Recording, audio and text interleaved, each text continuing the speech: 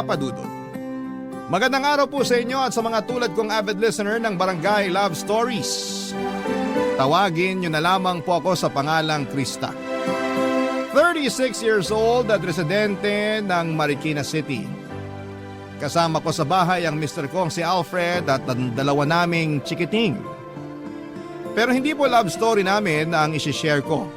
Masasabi ko na 10 years ago ay naisip ko talaga na hindi na ako makakapag-asawa o ni boyfriend man lang dahil wala akong tiwala sa mga lalaki. Pero lagi akong hinihirita ng ate Jennifer ko na subukan ko pa rin daw na makipagkilala para naman magka-jowa na ako. Hindi naman sa hindi ako ligawin ng mga lalaki, sa katunayan ay nagka-boyfriend na rin naman ako noong college. Kaso 2 years lamang kami dahil pinagpalit niya ako sa pinsan ko na mas maganda at sexy daw sa akin. Hindi naman ako pangit, may pagka-chubby lang pero hindi rin ako nag-effort makipag-agawan. Dahil para sa akin ay hindi ko deserve na magmakaawa sa taong winalang hiya ako. Kahit na hindi ako perpekto ay mataas ang respeto at pagpapahalaga ko sa aking sarili.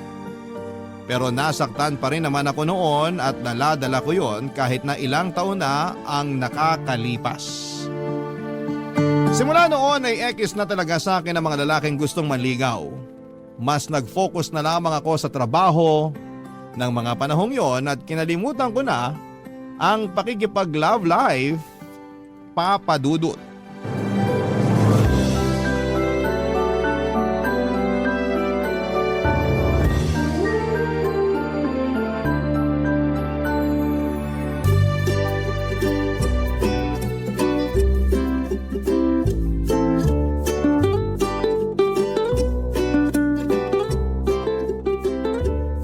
Malapit na ako mag-31. Ibig sabihin sa susunod na taon lagpas na ako sa kalendaryo. Bakit? Anong meron? Kasi hanggang ngayon wala pa rin akong asawa. May paligsahan ba? Siyempre wala. Wala naman pala eh. Kumalma ka lang ate. Paano ako kakalma magta-31 na nga ako. Tapos wala pa rin akong asawa hanggang ngayon. Hindi naman requirement na mag-asawa ka na kung 31 ka na. Ay, hindi mo kasi naiintindihan, sis. Sige nga, ipaintindi mo sa akin. Ganito kasi yon. Paramihan sa mga kaedad ko, nagsisipag-asawa na. Meron nga may 2 o 3 anak na eh. Eh ako, ni boyfriend wala. Kaka-break mo lang, 'di ba? Yun nga, pero meron na uli akong kinakausap. Talaga? Oo. Ibang klase. Ikaw yung babaeng hindi nababakante. Sa bagay, masyado ka ring ligawin pero sana naman yung magiging boyfriend mo hindi na loko-loko katulad nung ex mo, pati nung nakarang ex mo. Sana nga. Kalma ka lang kasi. Kung marami sa mga kaedad mo yung may asawa at mga anak, meron pa rin naman yung mga katulad naming single and happy. O, ikaw pala. Anong ako? Don't tell me plano mo nang di mag-asawa niyan ha. Hoy, ipapaalala ko lang sa'yo na 26 years old ka na. College ka pa nung huling may pinakilala sa akin. Ang tagal na nun. Wala ka pa rin bang bagong natitipuhan? Wala kasi, focus ako sa trabaho ko. Hindi ka naman napapasaya ng trabaho mo. Napapasaya ako ng sweldo ko. Pero ano na, wala ka bang balak mag-boyfriend man lang? Baka nakakalimutan mo, di ka na bumabata. Hindi naman ako nape-pressure, ikaw lang ate. Kahit na, pag umabot ka sa edad kong to, maiintindihan mo yung pakiramdam na para kang nakikipaghilahan ng panahon sa kalendaryo. Kaya nga habang maaga pa lang, subukan mo na uli magjowa. Malay mo, for keeps na pala this time. Tinatamad kasi ako. Tinatamad? O takot ka lang uli masaktan? Kasama na yun. Marami akong what ifs eh. What if lokohin ulit ako katulad nung ginawa sa akin ng ex ko? What if tama ka, paano kung masaktan ulit ako? Ayoko na ulit maranasan yun. Tapos na ako sa sawi year ako. Matanong nga kita, gusto mo bang tumandang dalaga? Ate naman eh. Tigilan mo ako sa kagaganyan mo.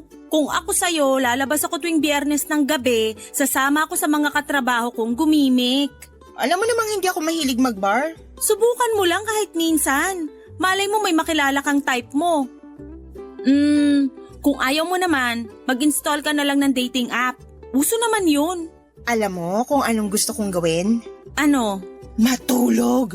Sleep deprived kaya ako, ate. Aga-aga ng pasok ko tapos minsan late na ako nakakauwi dahil sa heavy traffic. Ang boring mo naman, girl. Whatever you say. Dapat kasi gayahin mo ko. 2 buwan lang kung mag-move on. FYI, nakapag-move on na ako. Ay nako, bahala ka. Basta, sinabihan kita. Papadudot masasabi kong may point naman si ate sa mga sinabi niya sa akin.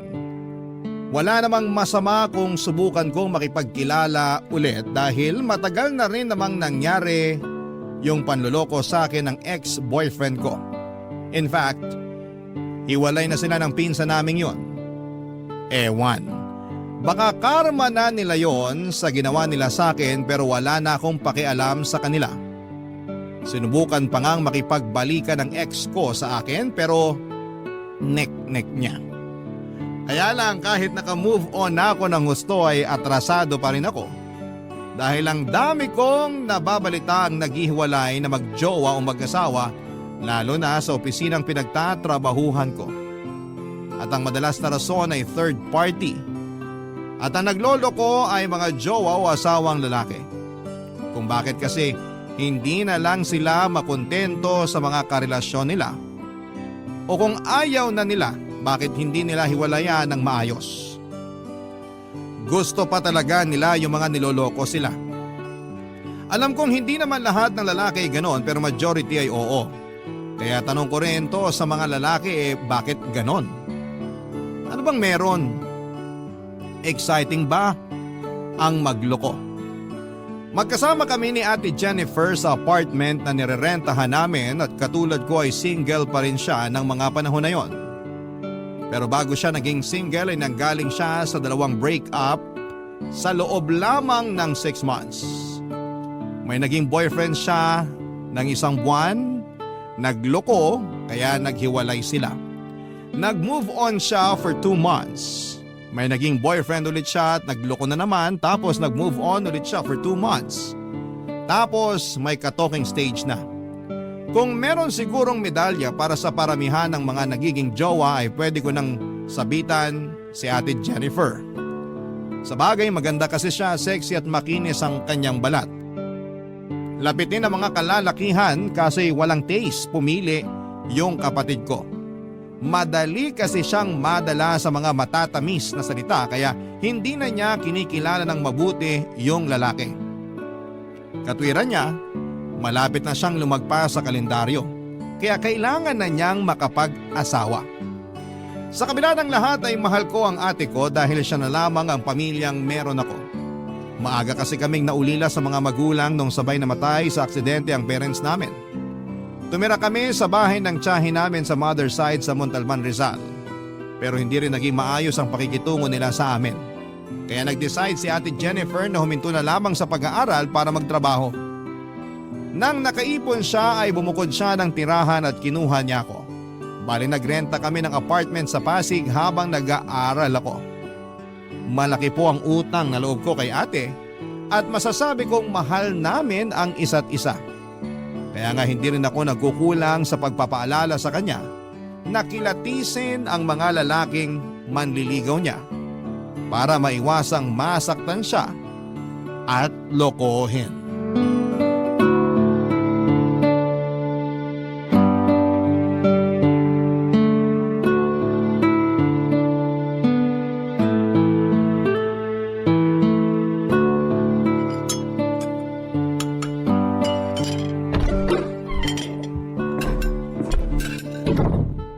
Nandito na ako. Oh, ang bilis mo naman, mahal. Sino ka? Ikaw, sino ka? Kapal na mukha mo. Para sabihin ko sa'yo, nakatira ako rito. Ikaw, sino ka? Nasaan Ako si... Ito. Uy, teka, bitawan mo yung hawak mong baseball bat. Naghahain lang ako, wag mo ako saktan. Masasaktan ka talaga sa akin kasi bigla-bigla ka nalang pumapasok dito sa pamamahay namin ng ate ko. Ate mo si Jennifer? Oo. May ginawa ka bang masama sa kanya? Sabihin mo, anong ginawa mo sa kanya? Wala akong ginagawang masama sa kanya. Hey! Hala, Krista! Ibaba mo nga yung hawak mo! Santisimang babae to! Ate! Oh my gosh, buhay ka, ate! Ha? Ano ba kasing akala mo? Akala ko may ginawang masama sa'yo yung lalaki na yan eh. Hindi ako masamang tao. nga sa apartment namin at nakikialam ng mga gamit namin. Teka, isa-isa lang ang tanong. Mahina ang kalaban. Kumalma nga muna tayo, okay? Upo muna tayo. Ayokong kumalma at ayokong umupo hanggat di ko nalalaman kung sino yung lalaki na yan, ate. Hindi mo kailangang sumigaw, naririnig kita. Sino ba kasi yan? Ikaw ba nagpapasok dyan? Oo, pasensya ka na kasi hindi ko agad nasabi sa'yo na may bisita ako. Siya si Resty, boyfriend ko. Boyfriend mo? Oo, pumunta siya rito kasi sabi ko ipapakilala ko na siya sa'yo. Ayan o, nag-effort pa nga siyang magluto kaso naubusan tayo ng soft drink sa ref. Kaya lumabas muna ako para bumili. Di ko naman alam kamuntik mo na siyang paluin ng baseball bat dyan. Eh sino ba naman kasi hindi matatakot? Eh hindi ko naman siya kilala. Sana kasi inabisuhan mo muna ako ng mas maaga na may bisita ka pala. Kaloka ka rin, ate. Sensya na, huwag ka na ma-high blood. Sige ka, baka sumakit batok mo. Ay nako. Pasensya ka na, Resty. Masyadong mainit tong kapatid ko. Sana di ka niya natakot ha. Mabait naman yan. Nagulat lang talaga. Naku, wala yun. Cute nga sa mga babae yung ganun eh. Yung magugulatin. Anong sabi mo? Ang sabi ko, kumain na lang tayo. Baka lumamig tong hinaing ko, sayang naman. Baka kumunat, lalo na tong crispy pata. Bawal ka niyan, Krista. Baka lalo kang ma-high blood. Ewan ko sa'yo, ate. Kasalanan mo naman kung bakit eh. Aba, ako pa nasisi. Ay, pero sorry na kasi. Kumain na lang tayo, medyo nagugutom na rin ako. Ikaw ba, di ka pa gutom? Gutom na rin. Nalipasan na nga ako. Kayo na lang hinihintay ng mga pagkain dito sa mesa. Tara na. Papadudot, tandang-tanda ko pa kung gaano ako nainis kay ate ng mga panahong yon. Dahil hindi man lang niya ako inabisuhan na meron siyang bisita. Buti na lamang at hindi ko naihampas kay Resty yung baseball bat namin ni ate sa bahay na pang self-defense. Matapos nga ang komosyon at nang humupa na ang lahat ng emosyon ay nakikita ko naman na masaya si ate Jennifer sa newfound love life niya. Katulad na ulit siya noong dati na palaging nakangiti. Masaya ako kapag masaya ang kapatid ko dahil deserve naman niyang mahalin at alagaan ng isang lalaki. At kung nahanap na niya ang mga katangiang yon kay Resty ay ayos na rin yon sa akin. Kaya nga sinusuportahan ko na lamang siya sa relasyon nila hanggang sa may nalaman ako. Barangay Love Stories. Barangay Love Stories. Papadudod, sinabi sa akin ni ate Jennifer na hiwalay na raw si Resty sa misis niya. At nasa poder ng babae ang mga anak na sinusustentuhan na lamang niya. Pero dahil hindi pa annulled ang kasal nila ay lumalabas, nakabit ang kapatid ko.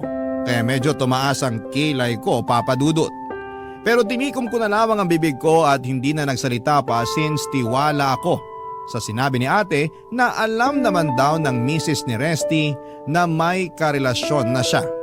In fact, meron na ring jowa yung babae ng mga panahong yon. Lumipas pa ang ilang mga linggo at napansin kong dumalas ang pag-uwi ni Resty sa apartment namin. Bagay na nung una ay wala namang kaso sa akin pero nang tumagal ay medyo nainis na ako. Ang siste, sa amin na siya umuuwi mula sa shop na pinagtatrabahuhan niya bilang aircon technician. At ang hindi ko lang gusto ay yung pakiramdam na nawawala na ako ng privacy sa sarili naming pamamahay. 2 lamang ang kwarto na nirerentahan namin. Sa akin yung isa pero maliit lang yon, kaya sa sana ako tumatambay kapag nasa apartment ako. Kaya lang dahil kasama na namin si Resty, madalas silang nasa sala ng ate ko para manood ng TV at mag-bonding. Ayoko namang makisali sa kanila kasi moment nila yon, kaya nagkukulong na lamang ako sa kwarto habang nagsi-cellphone hanggang sa makatulog. Pero aminado kong nami-miss ko na rin yung dati naming bonding ng ate ko, papadudot.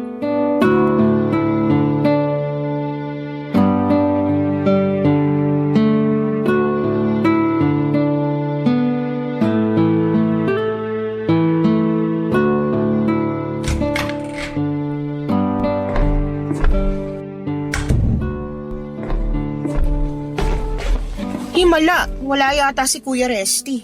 Oo eh. Kasama niya yung mga anak niya. Birthday kasi ng panganay nila kaya sineselebrate nila dun sa bahay ng dati niyang misis. Misis niya pa rin yun kasi di pa sila annulled. Tsaka, sure ka ba talaga na walang sabit yung boyfriend mo? Tingnan mo, imbis kasama mo ngayon nandun sa pamilya niya. Birthday nga kasi ng panganay nila kaya nandun siya. Pagkatapos dun uuwi na rin naman siya. Okay na rin pala na wala si kuya rito kasi namimiss na kita ka, banding. Lagi mo na lang kasi siya kasama, nakakatampo na tuloy. Ay, wag ka nang magtampo. Matagal-tagal din naman tayong magkasama eh. Saka malaki ka na. Baka sign na to para humanap ka ng lalaking makakasama mo rin lagi. Ayun ka na naman. Pipilitin mo na naman ako mag-boyfriend. Masarap kasi magkaroon ng boyfriend, kaya humanap ka na rin. Hindi naman ako naghahanap. Kaya nga maghanap ka na. Sipagan mo kasi may itsura ka naman. Maganda ka, mana ka sa akin. Kaya sigurado ko na meron kang mabibingwit. Hay nako ate, puro ka namang ganyan. Bigla na tuloy akong tinamad na makabanding ka. Ikaw naman, pinapaalalahanan lang naman kita. Masarap kaya sa pakiramdam na magkaroon ng katuwang sa buhay. Paano mangyayari yan kung di ka nakikipagkilala?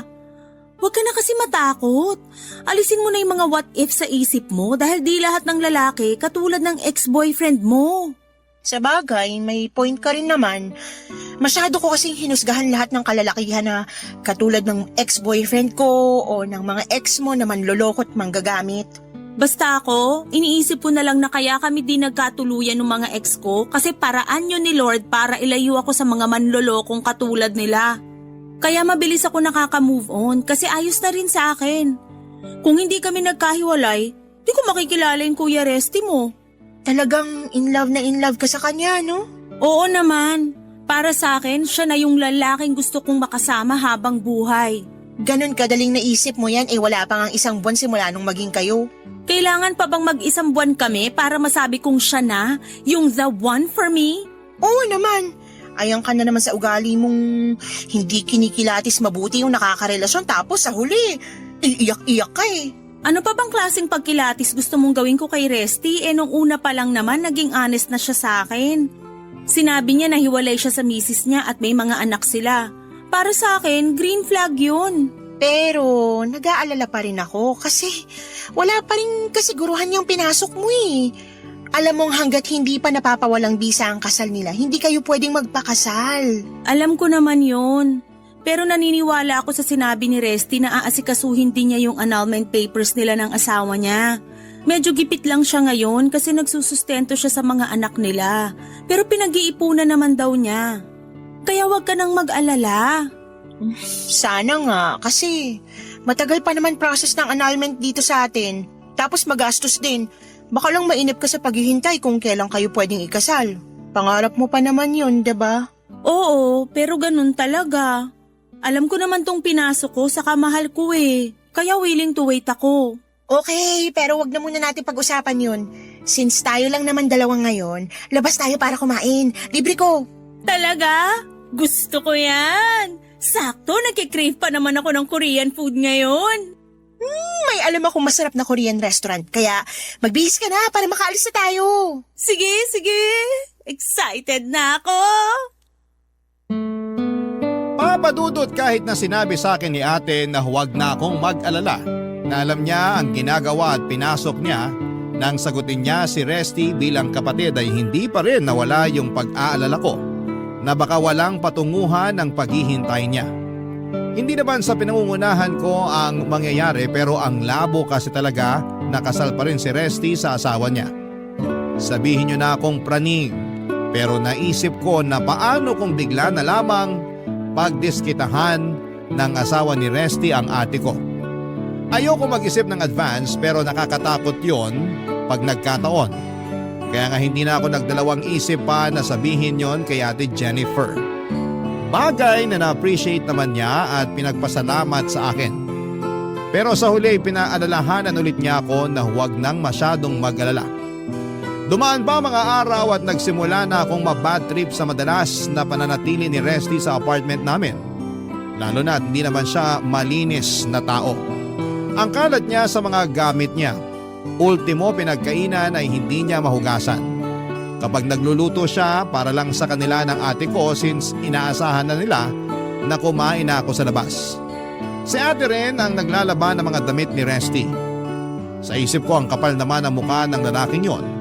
Parang nakahanap siya ng instant labandera. Madalas okupado nila ang sala kaya pakiramdam ko ang liit na lamang ng space ko sa apartment namin. Lugi ako kasi nag-aambag ako ng pambayad samantalang siya ay wala talagang inaabot ni 5 duling. Ang alam ko ay meron naman siyang nirerentahang apartment din kaya bakit sa bahay namin siya nakikipagsiksikan. Nababanas na ako pero sinolo ko na lamang dahil baka makapagsalita ako ng hindi maganda. Pero sinusubukan talaga ng kapalaran ang pasensya ko.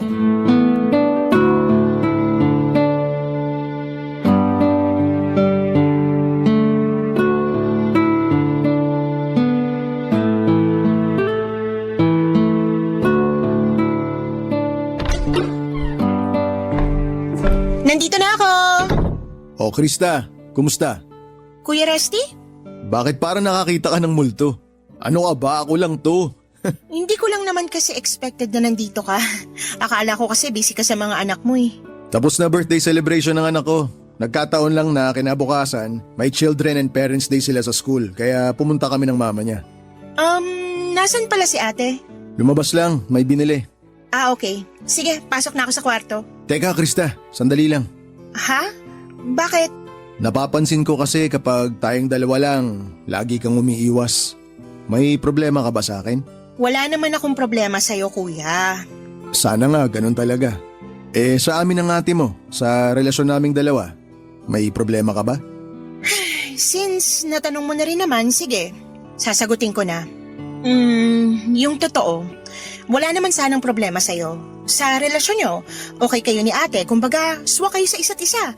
Nakikita ko naman kung gaano kanya kamahal at ganun ka rin naman sa kanya. Pero naisip ko lang kasi na hindi ba dehado kapatid ko dahil kasal pa kayo ng asawa mo? At may ganyan pa kayong ganap, yung bang kapag kailangan kayo ng mga anak nyo, aakto ulit kayo na parang mag-asawa pa rin. Tsaka, may plano ka bang pakasalan si ate? Kasi kung wala, aba... Sandali, kumalma ka lang. Sorry, nadala lang ako. Naiintindihan ko naman, kaya nga willing akong sagutin mga tanong mo. Pero, pwede bang maupo ka muna? Huwag kang sumandal dyan sa pinto. Tabihan mo ako rito sa sofa. Ha?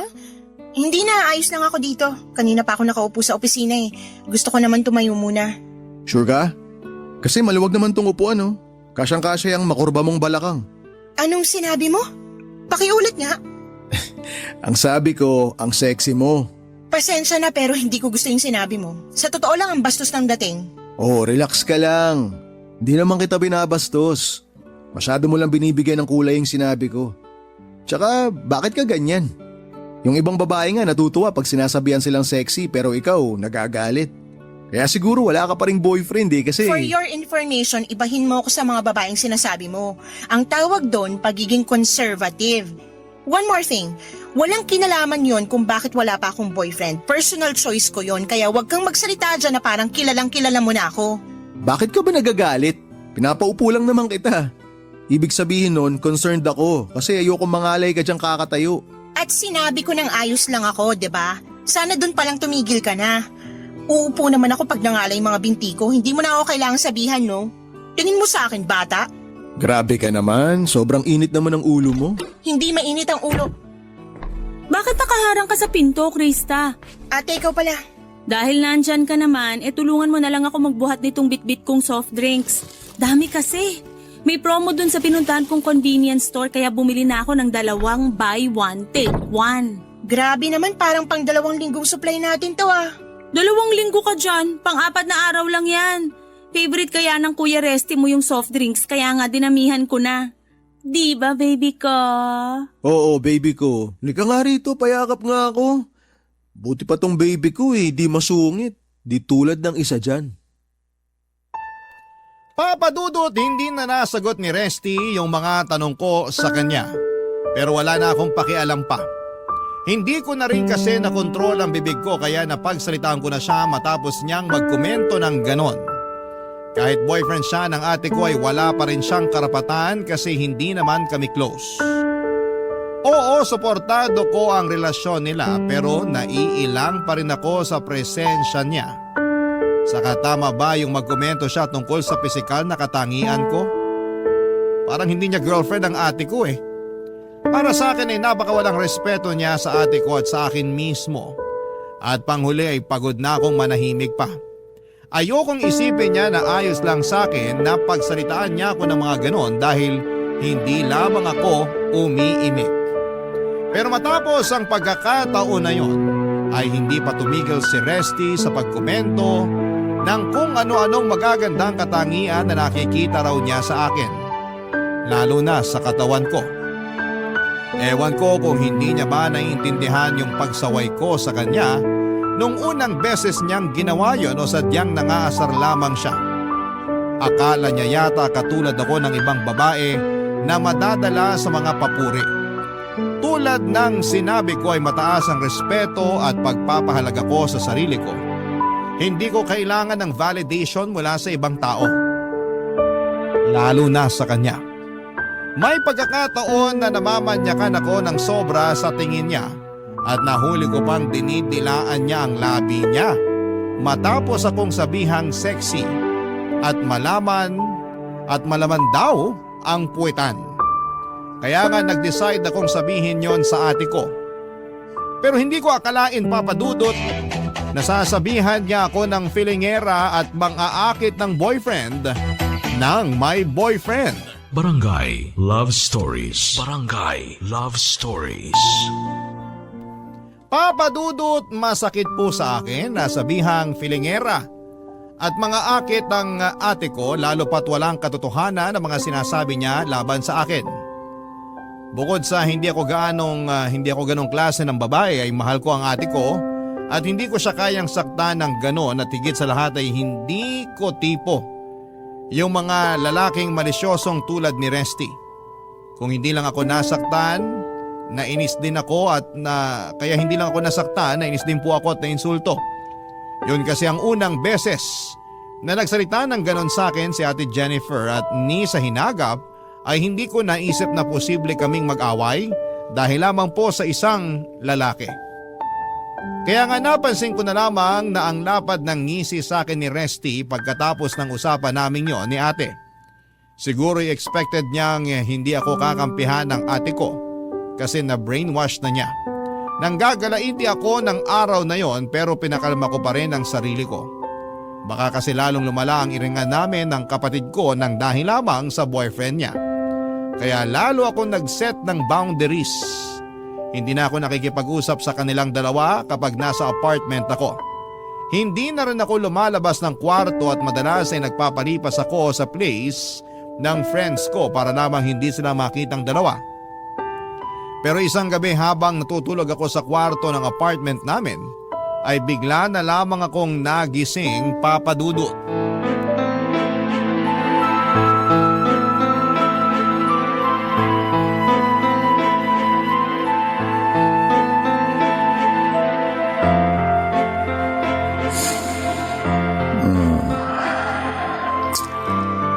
Kinis talaga.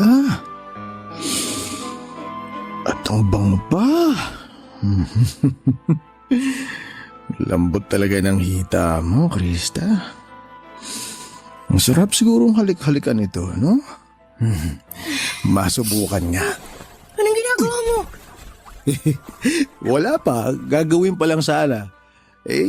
Hahalikan ko sana tong hita mo eh. Kasi nanggigigil ako. Kaso, nagising ka eh. Lumayo ka nga sa akin! Bakit mo ako sinipa sa mukha? Ate Jennifer! Ilong ko. Ate! Huwag ka nga maingay. Tinadya ka mo na nga ako sa mukha eh. Nakawa mo pa mag-iskandalo. Anong nangyayari rito? Bakit ka sumisigaw, Krista? Ha? Resty! Napano ka? Bakit dumudugo yung ilong mo? Paano di dudugo? Tinadya ka nito. Magaling mo kapatid yung ilong ko. Ano? Bakit mo ginawa yun sa Kuya Resty mo, Krista? Seryoso ba yan? Mas concerned ka pa sa nangyari sa demonyong yan? Pero di mo man lang ba itatanong kung bakit ko ginawa yun, ate?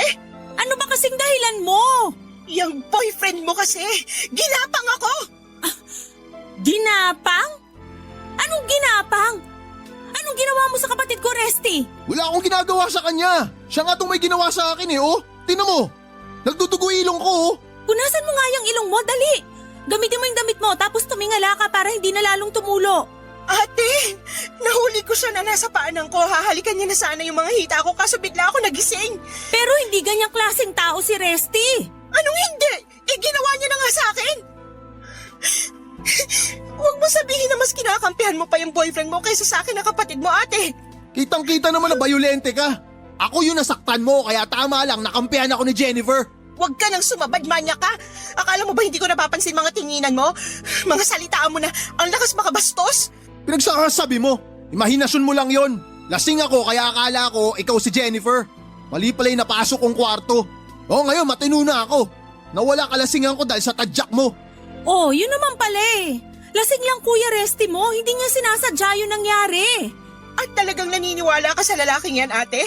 Kasi sabi ko lang na ang manyak niya tumingin at nakakabastos din magsalita.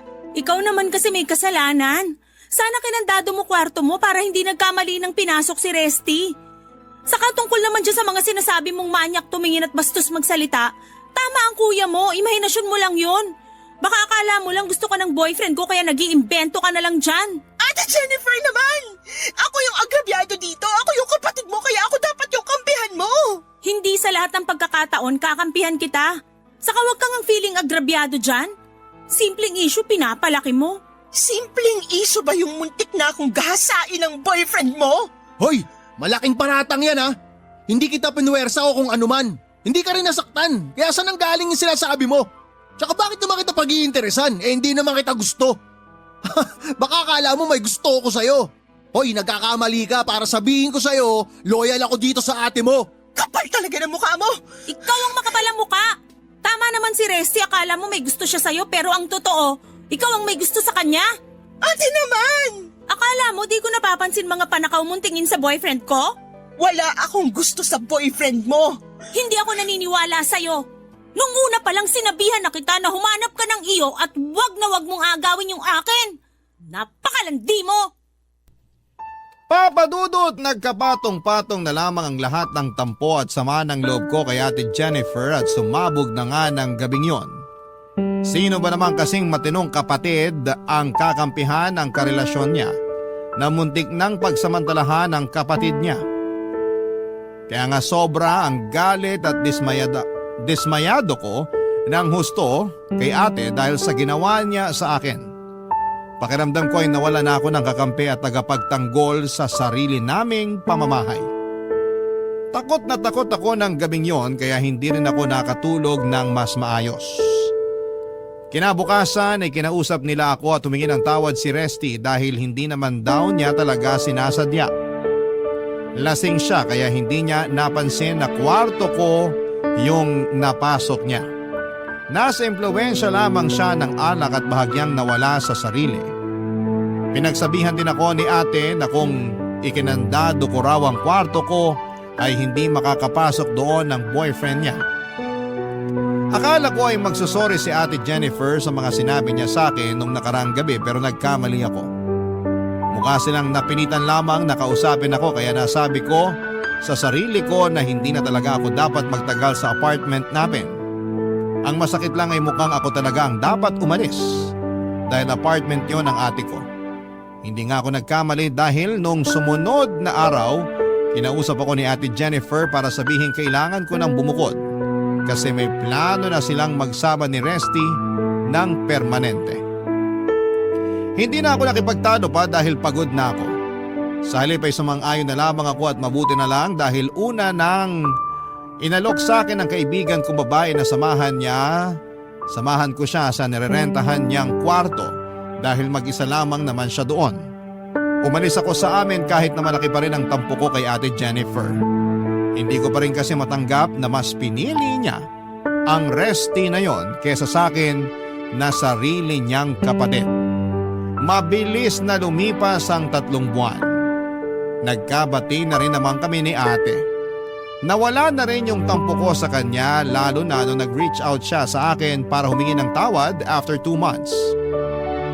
At kahit late na niyang na-realize yun ay hindi ko rin naman siya natiis. Sa katunayan ay binibisita ko pa rin si ate sa apartment namin pag wala ang kinakasama niya.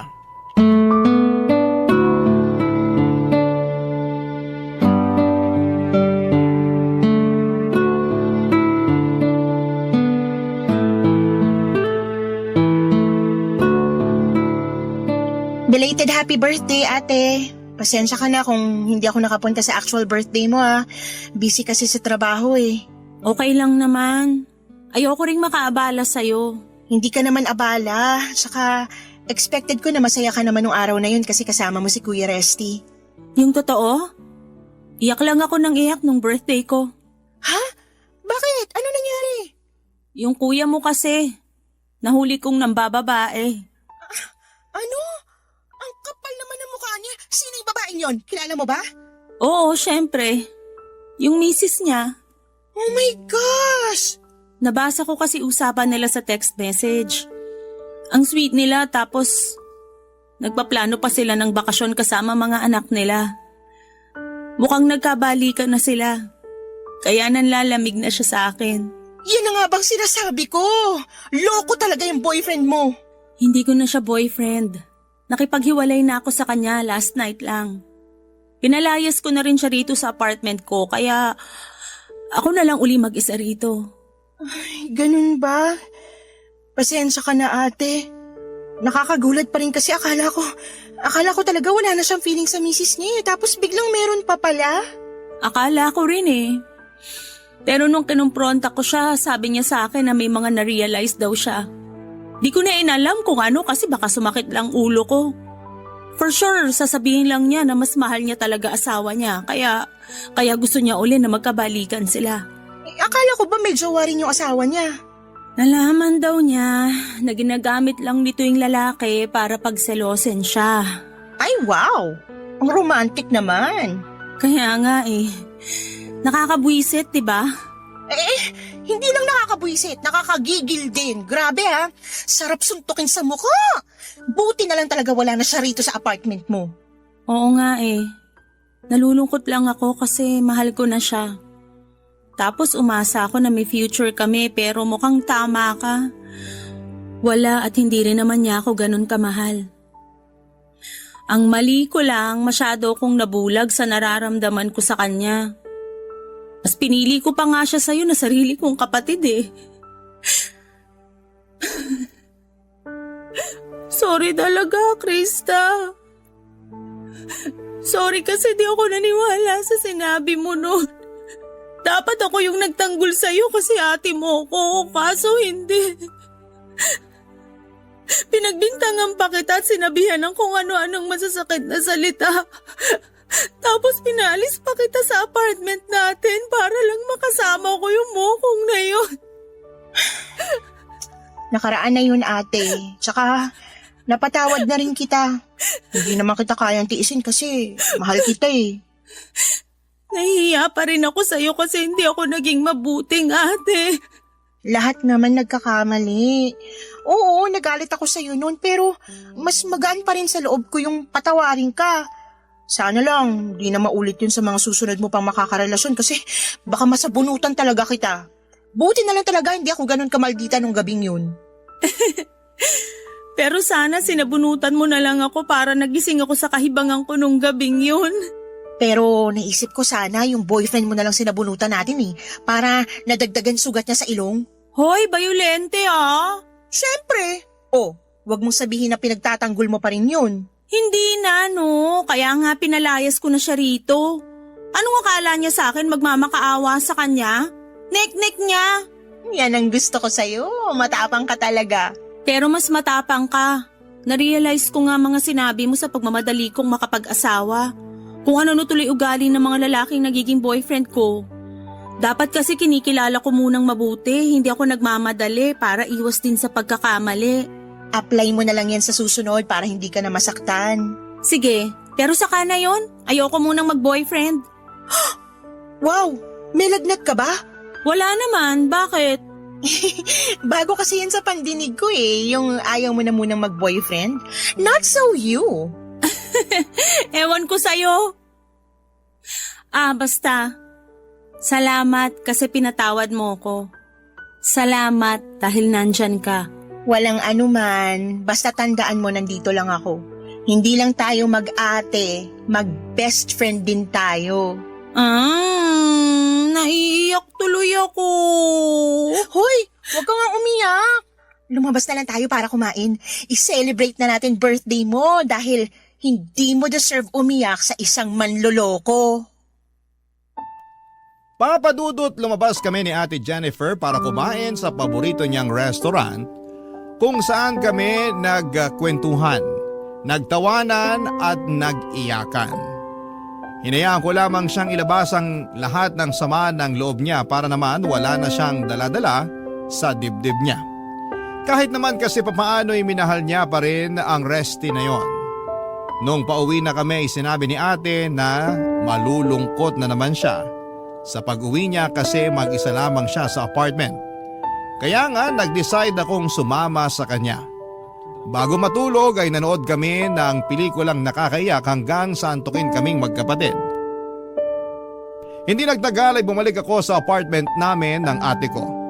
Masaya ako kasi kahit papaano ay nakakapag-move on na ang ate ko mula sa hiwalayan nila ni Resty. Nakatulong din ang pagkuha niya ng short-term course tungkol sa pag-housekeeping dahil pangarap daw niyang makapagtrabaho sa hotel. Nabakante kasi si ate isang buwan bago sila maghiwalay ni Resty matapos magsarado ang pinagtatrabahuhan niyang restaurant.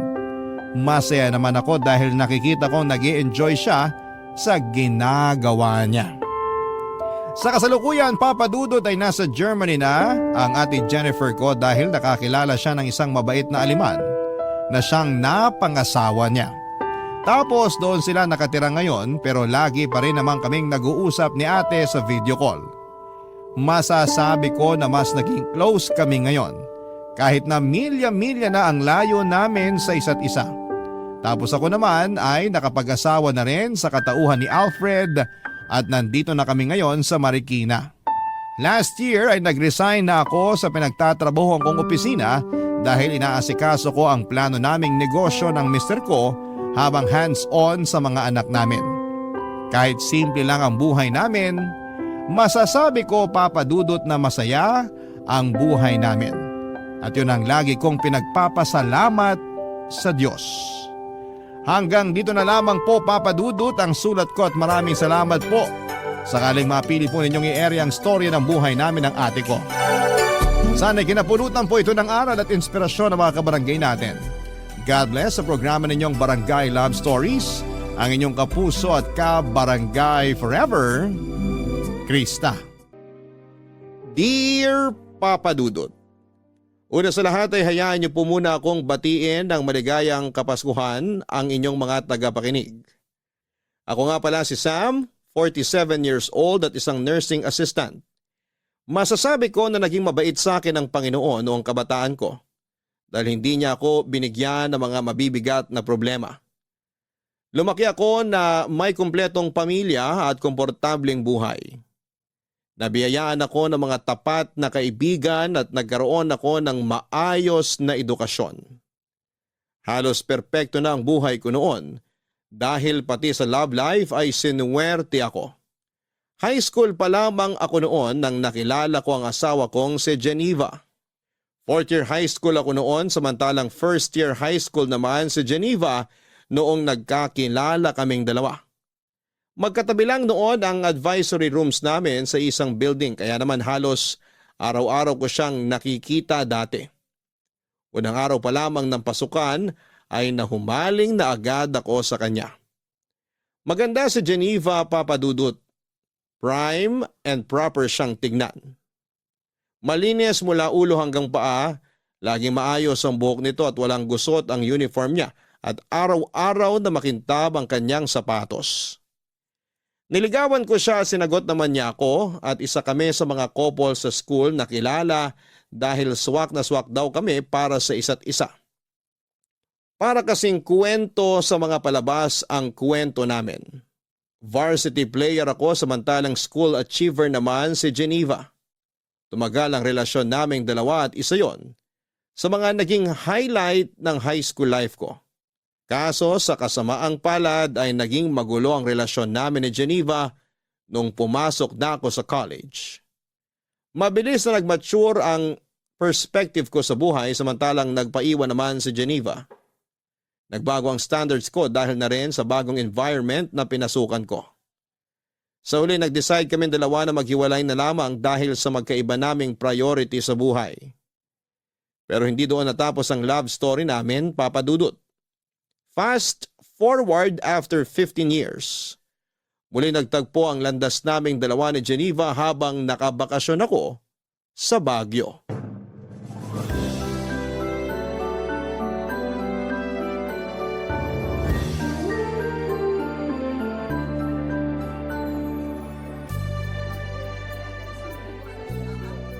Excuse me, kuya. Pwede po ba magpakuha ng picture? Picture? Sure, sige. Teka, Geneva? Oh my gosh! Sam! Ako nga. Uy, kumusta ka na? Okay naman! Heto, office girl na. Grabe, long time no see ah. Tagal na rin pala, no? Nung uli tayong nagkita. Oo nga, high school pa ako nun eh. 10 years nang mahigit. Tama ba? 15 years to be exact. Ang galing! What are the odds na dito pa talaga tayo sa Baguio magkikita? Nakakatuwa nga eh. Kumusta ka na? Mabuti naman ako. Lisensyadong nurse na at gabi-gabing pagod. Ang galing! Saan ka nag-work ngayon? Sa public or private? Sa private ako, nursing assistant. I see. Sino naman kasama mo ngayon? Workmates, tsaka ilang kaibigan. Ikaw, mag-isa ka lang? Actually, kasama ko yung family ko nagbabakasyon. Kaso nasa Burnham Park sila ngayon eh. Gusto raw nilang mag-chill doon. Ako gusto ko mamasyal, kaya iniwan ko na lang sila. Nag-solo flight na lang ako kasi sayang yung oras. Marami kaya akong gustong pasyalan dito sa Baguio. Ilang araw ba kayong magsastay dito? 2 days lang. Last day na namin ngayon. Balik na kami sa Manila mamaya. I see. Kami naman, kararating lang namin. 3 days kami rito. Nice! Nakakit na ba kayo sa Benguet? Sa may strawberry farm? Hindi pa, pero plano namin pumunta dun mamaya. Punta kayo kasi in season ng strawberry ngayon. Pwede kayo mag-strawberry picking. Mas mura kaysa sa mga naka-display. Galing kami dun kahapon. Sige, sasabihan ko yung mga kasama ko mamaya. Nasaan pala sila? Bakit mag-isa ka lang ngayon dito? Nandun sila, bumibili ng souvenirs. Nagpaiwan na ako rito kasi ang ganda ng view. Oo nga eh, napaka-peaceful no? Tama, nakaka-relax. Ito yung maganda sa Baguio eh. Ang sarap sigurong manirahan dito. Maganda yung klima, tapos maganda yung environment, ang daming puno. Di ba nga, isa to sa mga lugar na gusto mong puntahan noon? Oo, tapos after 15 years bago ko natupad yun. Wait, ngayon ka palang nakapunta rito sa Baguio? Oo, first time ko lang. Kaya nga sinusulit ko na eh. Mag-extend ka na lang kung gusto mo. Sama ka sa amin. Wag na uy, nakakahiya. Tsaka hindi ko kilala yung mga kasama mo, baka ma-OP pa ako. Isa pa may work na ako bukas. Sayang naman. Kung nalaman ko lang ng mas maaga na nandito ka pala, kanina pa dapat kita in-invite. Paano mo naman malalaman yun na ilang years na tayong walang contact simula nung maghiwalay tayo? Oo nga no, hindi tayo friends sa Facebook? Hindi. Naging busy na rin kasi tayo sa kanya-kanya nating buhay since then. Tsaka hindi pa uso Facebook noon. Tapos nung sumikat yung Facebook, nawala na yung connection natin. Pero maganda naman yung naging hiwalayan natin, di ba? I mean, pareho tayong nag-decide na di nag-workout yung relasyon natin. Kaya tayo naghiwalay. Oo, busy ka na masyado sa studies mo noon. Samantalang ako, bilang first time makaranas ng puppy love, kinulang sa atensyon. Sa huli, nag-decide tayong tapusin na lang yung relasyon natin kaysa pareho tayong mabaliw. Yeah, ganun na nga yung nangyari. Pero at least, in good terms pa rin tayo kahit papano. Hindi awkward surprisingly. Kaya nga eh, kumbaga, part na lang yun ng history natin. Totoo! So kung hindi ka busy, pa-picture naman ako. O sige, akin na. San ka ba? Dito banda, kunin mo yung view ha. Whole body ba? Ikaw nang bahala. May tiwala naman ako sa'yo. Basta click-click mo na lang tapos magpo-post na lang ako para marami akong pagpilian. Okay, sige. 1, 2, 3. Smile! Pagkatapos ng pagkikita namin yon ay hindi na nawala pa sa isipan ko si Geneva. Wala siyang pinagbago, prime and proper pa rin katulad nung una ko siyang nakita sa unang araw ng pasukan. Hindi ko alam kung bakit pero sa muling pagkikita namin ay parabang may nabuhay sa puso ko noong araw na yon. Pag-uwi sa hotel ay agad kong hinanap ang Facebook ni Geneva at doon ay inisto ko ang profile niya. Mangilan-ngilan lang ang pictures niya online. Karamihan ay puro mga shared posts tungkol sa libro, pusa at mga travel destination. Ang pag-i-stalk kong ginawa kay Geneva sa Facebook ay umabot hanggang sa magdamag dahil pati comments at ilang interactions nito ay binasa ko. At isang napansin ko, Papa Dudut. Mukhang hindi pa siya nagka-boyfriend simula noong nagkahiwalay kami. O baka hindi lang siya masyadong ma-post pagdating sa love life niya. Natuwa ako sa kalamang yon hanggang sa napaisip ako, Papa Dudut. What if magkaroon kami ng second chance? Habang iniisip yon ay aksidente akong nakapag-react sa isa sa mga picture nito from 5 years ago. Bigla akong nakaramdam ng hiya.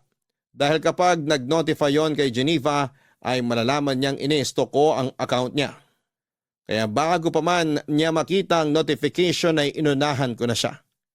Dali-dali ko siyang in-add at saka nag-send ako ng message sa kanya. After 5 minutes ay inaccept niya ang friend request ko at nag-reply sa message ko. Pauwi na raw sila that time at sakto ang message ko dahil bored daw siya sa biyahe. Nang gabing yon ay nakapag-usap kami hanggang inabot kami ng umaga.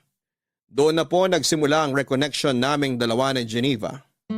Pagkabalik ko sa Metro Manila ay hindi na ako nagpatumpik-tumpik pa at agad ko siyang in-invite para sa isang date, Papa Dudut.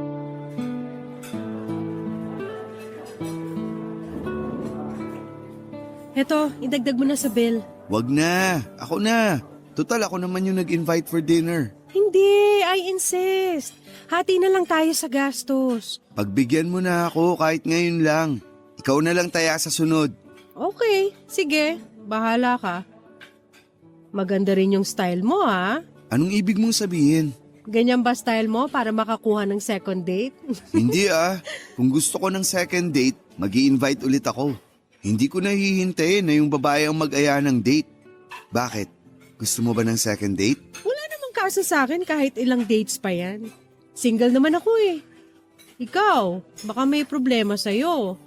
Baka mamaya may girlfriend ka pala dyan tapos nakikipag-date ka pa sa ibang babae. Don't worry, wala akong girlfriend. Bakit naman? Ewan ko, baka napagod na rin ako sa dating scene. Hirap mag-alaga ng relasyon eh, lalo na kung di naman nag-work. Minsan, akala mo compatible kayo ng partner mo, pero pagtagal, marirealize mo na hindi pala kayo swak. Well, part yun ng pakikipag-date eh. Trial and error kumbaga, kung hindi nag-work, wala kayong magagawa. Pero for me, nasa pag-aalaga yan ng dalawang tao. Kung hindi nyo kayang alagaan yung relationship nyo, hindi talaga kayo mag-work. Kaya nga sabi nila, huwag kang pumasok sa relasyon kung hindi ka pa ready kasi sa relasyon, give and take yan. Hindi pwede yung isa lang yung nagmamahal. Hindi pwede yung isa lang yung nag-e-effort. Parang pagsasayaw lang din yan. Para magkaroon kayo ng rhythm, kailangan nasa parehong tempo kayo. Parang ang lalim naman ang pinanghuhugutan ng mga sinabi mo. May failed experiences na rin naman ako pagdating dyan. Kaya marami na rin ako natutunan. Heartbreaks make your heart stronger. Sabi nga nila, kailangan mo magkamali para matuto. Kailangan mo masaktan para sa susunod, mas magiging maingat ka na sa mga bagay-bagay. Totoo rin naman. Pero minsan, meron din namang mga pagkakamali na kaya pa ring ayusin eh, di ba? Oo, lahat naman ng pagkakamali pwedeng ayusin. Katulad na lang nung nasa high school tayo. Marami tayong pagkakamali sa relasyon natin nun, kaya hindi nag-work. Bata pa kasi tayo noon. Hindi pa natin alam yung mga ginagawa natin. Pero pwede pa kaya natin yun ayusin? Ayusin?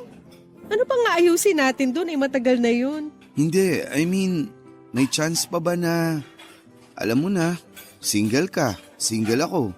So, Nagpaparamdam ka ba ulit? pwede pa ba? Na-try natin ulit? Bakit naman hindi? Katulad nga ng sinabi mo, pareho tayong single. Basta ba itong gagawin natin, sigurado na. Hindi yung susubok tayo ulit tapos kapag hindi nag-work, titigil agad. Ganun yung nangyari sa atin nun eh. Iba na ngayon, Geneva. Nag-mature na tayo. Iba na ang tingin natin sa mundo. Siguro naman hindi na mauulit yung nangyari noon. Tignan natin. Huwag nating madaliin para wala nang pagkakamaling mangyari. Sige, agree naman ako sa sinabi mo. So, since pumayag kang ligawan kita ulit, paano ba yan? Mas mapapadalas na ang date natin. Walang problema sa akin basta share tayo sa gastos, okay lang. Bakit naman? Ayaw mong nililibre ka? Ayoko nung binibaby ako eh. Kaya ko naman ang sarili ko. Ayoko yung mindset na porket babae ako, kailangan ako yung inaalagaan. Wala dapat yan sa gender eh. Lalaki man o babae, dapat inaalagaan talaga. Gusto ko may fair treatment sa relasyon. Dapat na i-reciprocate lahat yung efforts. Wow, hindi ko yan kakalimutan. Isa sa puso ko yung sinabi mo. Kaya sa susunod na date natin, ako naman magde-decide kung saan at kailan since ako ang magbabayad. Sure, ikaw bahala. Kung ano yung mga bagay na ayaw at gusto mo, sabihin mo lang sa akin. Huwag ka mag-alala. Mas vocal na ako ngayon kesa noon. Which is a good thing naman. Ano, tara na? Baka matraffic pa tayo sa daan. Sige, ihatid na kita. Thank you. Papadudot willing naman si Geneva na subukan ulit naming buhayin ang dating relasyon namin na hindi nagtagal dahil masyado pa kami mga bata noon. Pareho naman kaming single noong time na yon kaya wala naman sigurong masama kung bubuksan ulit namin ang mga puso namin para sa isa't isa. Sa loob ng 2 buwan ay niligawan ko si Geneva hanggang sa napasagot ko siya sa pangalawang pagkakataon. Maraming pinagkaiba ng naging relasyon namin noong time na yon kumpara noong bata pa lamang kami. Noong nasa high school pa lamang kami ay parang nangangapa pa si Geneva dahil first time lamang niyang magkaroon ng boyfriend. Ako naman dahil bata pa ay hindi rin ako gaanong nagseryoso pagdating sa pag-ibig. Pero that time noong nagkabalikan kami matapos ang mahabang panahon, ay di hamak na mas nagmature na ang pagtingin namin sa mundo. Wala nang mga mababaw na misunderstanding at kapag nagkakaroon kami ng problema, ay mas malawak na ang pag-iisip at pangunawa naming dalawa. Papadudot si Geneva yung tipo ng tao na mabait sa mabait pero kayang-kaya rin niyang alagaan ng sarili niya. May sarili siyang prinsipyo at kaya niyang ipaglaban ang sarili niya nang hindi nang lalamang ng tao. Sobrang in love ako sa kanya noon kaya hindi ko tuloy maisip kung bakit nagawa ko siyang hiwalayan. Noong mga bata pa lamang kami. Sa mga sumunod na taon ay naging maayos ang relasyon naming dalawa. Nabalance namin ang personal life at buhay pag-ibig. Sabi nila hindi kayang pagsabayin ang mga tawang karir at love life pero sa kaso naming dalawa ni Geneva ay nakaya naming gawin yon. Nasa tao lang talaga ito kung nasa maayos ba na lugar ang priorities nila sa buhay. Sabi ni Geneva, alam namin ang lugar namin, estado ng relasyon at ang mga goal namin sa buhay kaya kami nagtagal. At sa pagsasama namin yon ay nagkaroon ng blessing noong nagdalang tao si Geneva, papadudot. Bago pa man ipanganak ni Geneva ang panganay namin ay naisipan naming magpakasal. Simpleng wedding lang ang naganap at tanging kamag-anak at close friends lang ang dumalo sa kasal. Naisip kasi namin papadudot na mas magandang maging praktikal na lamang. Ang importante naman sa kasal ay ang pag-iisang dibdib namin ni Geneva at hindi ang mga damit o kung anumang marangyang pagkakagasusan. Sa halip kasi na sa kasal ubusin ang ipon namin ay mas magandang gastusin na lamang namin ito para sa mga pangangailangan ng baby namin. Baby boy ang ipinagkaloob sa aming anak na pinangalanan naming Joseph. Bilang bagong magulang ay mahirap ang naging adjustment namin ni Geneva. Wala kaming kaideya-ideya kung papaano ba bumuhay ng isang bata dahil hindi pa naman namin ito naranasan. Nahirapan man ay mabilis din naman naming natutunan kung paano ang maging magulang kay Joseph. Sa tulong na rin ng mga kakilala at mga nababasa namin sa internet. Noong first time ngang magkasakit ni Joseph ay halos hindi kami nakatulog ni Geneva dahil buong magdamag namin siyang binabantayan. Mabuti na lamang at may kaalaman ako sa medisina. Kahit papaano ay kaya kong bigyan ng karampatang first aid ang anak namin kapag nagkakaroon ito ng sakit. Pero dumating ang araw kung saan ay nagkaroon ng mataas na lagnat si Joseph. Dahil hindi naman namin malaman kung ano ang nararamdaman nito, ay minabuti naming dalhin na lamang sa ospital ang anak namin para masuri siya ng doktor Papa Dudut. Ilang oras pa kaya bago natin malaman kung ano yung sakit ni Joseph? Maya-maya lang, meron na silang findings. Malalaman ba talaga nila kung anong problema kahit x-ray lang yung kinuha? Actually, for confirmation lang minsan yung x-ray. Katulad sa pneumonia, kapag na-check na ng doktor yung bata based sa symptoms, may initial findings na sila. Magdadagdag lang sila ng iba pang tests para ma-confirm kung tama yung diagnosis nila. Pneumonia kaya yung sakit ni Joseph? Yun din ang hinala ko eh. Pero paano naman mahahawa si Joseph ng sakit kung hindi naman natin siya inilalabas? Nasa bahay lang kami lagi eh. Yan din ang palaisipan sa akin eh. Pero, naaalala mo pa ba last week nung nagpunta tayo kina mama at papa? Nung bumisita tayo sa bahay nyo? Oo, masyadong naaliw yung mga kamag-anak ko dun. Pinagpasapasahan nila si baby. Pwedeng dun siya nahawa ng virus o bakterya. Grabe. Ganun ba kadaling mahawa ang bata? Akala ko ba malakas ang immune system ng mga baby? Malakas ang immune system nila, pero hindi pa rin natin maiiwasang mahawaan siya ng ibang tao. 3 kasi yan eh. Kapag pneumonia ang pinag-uusapan, pwedeng dahil sa virus, sa bacteria o fungal infection. Alin doon ang pinakamalala? Madali lang gamutin ang pneumonia, lalo na kapag nasa early stage pa lang. Kung dahil yan sa virus, gamot lang ang katapat niyan. Sana bumalik na yung doktor. Kanina pa ako nag-aalala eh. Nasa ospital na tayo. Sila na ang bahala kay baby. Magtiwala ka na lang sa kanila. Alam nila ginagawa nila. Ganito pala maging magulang, nakaka-stress. Ngayon, gets na natin kung bakit napaka-overprotective sa atin ng mga magulang natin noon. Oo nga eh. Akala ko noon, OA lang sila. Pero ngayong ako na mismo yung nasa lugar nila, overthink talaga ng malala. Tama nga yung sinasabi nila na gagawin ng magulang ang lahat para sa kapakanan ng kanilang anak. Tsaka lang talaga mababagong perspective mo kapag nagkaanak ka na mismo. Sa susunod, mas maging maingat na lang tayo pagdating kay Joseph. Huwag muna natin siyang iharap sa maraming tao. Lalo na ngayon, ang daming sakit na nagkalat dyan.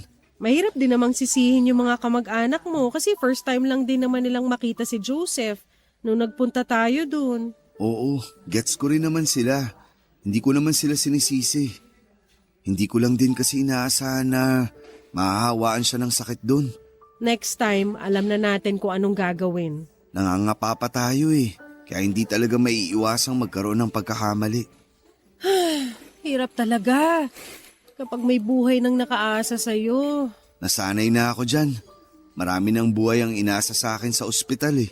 Siyempre, nurse ka. Pero iba pa rin kapag buhay na ng kadugo mo yung nakaasa sa'yo eh. Sa inyo, okay lang kahit ano mangyari kasi hindi nyo naman kakilala yung mga inaalagaan yung pasyente. Hindi ganun yun. Hindi porket hindi namin kamag-anak yung mga pasyente namin, hindi na kami apektado. Apektado pa rin kami kasi syempre, tao pa rin yun eh. Tao rin kami. At kapag nagkakaroon kami ng pasyenteng hindi nakakasurvive, mabigat din yun sa dibdib. Pero proud ako sa profession mo. Kayo yung isa sa pinaka-importanting tao sa mundo ngayon dahil kumbaga kayo yung nagbibigay ng second chance sa mga tao lalo na kung life and death situation yung pinag-uusapan. Kaya nga ako pumasok sa medical field dahil dyan eh. Ano kayang update? Mako-confine kaya si Joseph? Tanungin mo na kaya, total kakilala mo naman yung doktor niya. Sige. Ikaw na muna magbantay kay Joseph. Makikibalita lang ako sa labas. Okay, sige.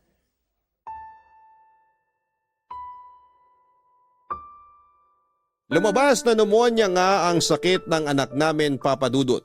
Agad naman siyang ginamot ng doktor at mabilis na bumaba ang lagnat nito. Pagka-discharge ay niresetahan kami ng gamot para ipagpatuloy ito sa bahay. Akala namin noon ay magiging okay na ang bata dahil malaki ang tiwala ko sa doktor na tumingin sa kanya. Pero sa mga sumunod na araw ay biglang bumalik ang lagnat nito at mas lumala pa ang estado ni Joseph. Overnight ay bigla itong nahirapang huminga at nagsimulang magsusuka. Mataas din ang heart rate niya at noong nagsimulang mag-iba ang kulay ng balat nito ay itinakbo na namin siya kaagad sa ospital. Pagdating sa ospital ay natagalan pa bago natignan si Joseph dahil tinawagan pa nila ang doktor nito. Wala pang isang oras ay ibinalita na sa amin ng doktor na papunta na pala sa septic shock ang bata. Ginawa raw nila ang lahat ng makakaya nila pero sa uli binawian na ng buhay si Joseph. Noong time na yon ay ayaw mag-sink in ng balitang yon sa isipan ko. Sobrang in denial ako dahil nitong nagdaang araw ay okay na ang baby namin. Sa sobrang pagkabigla ay parang tumigil ang mundo ko. Hindi nag-function ang utak ko at saka ko na lamang na-realize na totoo nga ang nangyari noong nakita kong halos mapaupo na sa sahig ng ospital si Geneva habang umiiyak. Papadudot 8-month-old lang si Joseph noon at nangyari ang pagkamatay niya 3 araw bago magpasko.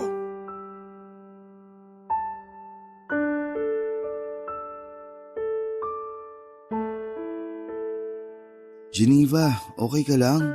Hindi. Hindi ako okay, Sam. Bukas na ang libing ng anak natin, paano ako magiging okay? Ayaw mo bang magpahinga na muna? Maaga pa tayo bukas. Hindi ako pagod. Buong araw lang naman ako nakaupo rito sa tabi ng kabaong ni Joseph eh. Bakit ko kailangan magpahinga? Baka lang gusto mong magpalit muna tayo ng pwesto. Ako muna magbabantay dyan. Para kung gusto mong mag-unat ng katawan o kumain, maligo, matulog. Ilang araw ka ng puyat eh. Hindi ako aalis dito. Hindi ko iiwan ang anak ko. Geneva. Ano bang gusto mong gawin ko, Sam? Hayaan mo na muna ako rito. Gusto ko pa makasamang anak ko, bakit ba? Concerned lang naman ako sa kalusugan mo eh. Ayoko magkasakit ka. Mas maganda nga yun eh, para mamatay na rin ako. Geneva naman. Ginawa ko naman lahat eh. Naging maingat naman akong ina. Naging maalaga naman ako. Hindi naman ako nagpabaya eh. Oo, alam ko. Naging mabuti kang nanay kay Joseph. Alam ko yun kasi nakita ko mismo kung papaano mo inalagaan ang anak natin. Pero bakit? Bakit wala na siya? Bakit nakahiga na siya sa kabao ngayon? Dapat sinunod ko na lang yung kutob ko. Dapat itinakbo ko na agad siya sa ospital na bumalik yung lagnat niya. Wala kang kasalanan sa nangyari. Hindi mo naman alam eh. Yun nga yung point, Sam. Dahil sa kabobohan ko, namatay ang anak ko. Hindi mo kasalanan yung nangyari, Geneva. Huwag mong sisihin sarili mo. Kung may dapat mang sisihin, ako yun. Ako yung nurse. Inaral ko yung mga bagay na yan. Tapos, ako yung walang nagawa. Ang hirap lang tanggapin. Alam ko, pero kailangan nating maging matatag. Hayaan mo muna ako magluksa. Hayaan mo muna ako maging mahina dahil sa ngayon wala pa ako sa lugar para maging matapang. Hindi ko patanggap. Hindi ko patanggap na wala ng anak natin. Hindi naman bawal maging mahina eh. Pero hindi rin maganda na pinapabayaan mo yung sarili mo dahil sa nangyari. Geneva, ayokong makita ka nagkakaganito. Magluksa tayo pero alagaan din dapat natin mga sarili natin. Kaya mo bang gawin yun?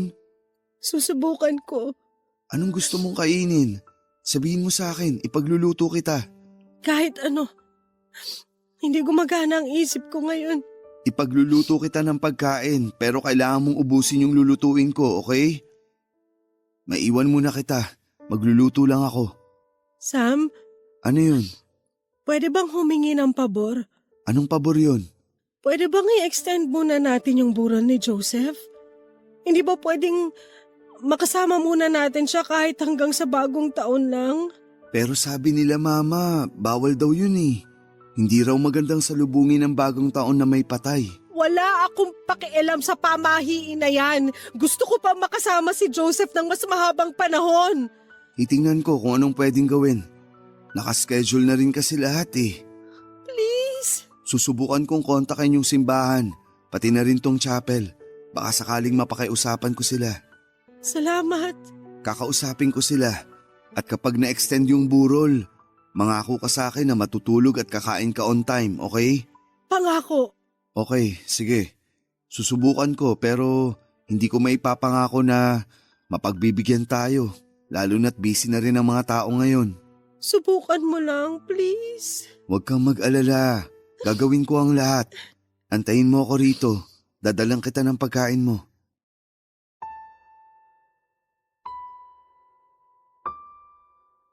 Malaki ang naging epekto ng pagkawala ni Joseph sa relasyon naming mag-asawa, Papa Dudut. Para bang sa mga sumunod na buwan ay hindi na namin na-enjoy ang buhay. Noong nagbagong taon nga ay sa halip na mag-celebrate ay natulog na lamang kami ng maaga.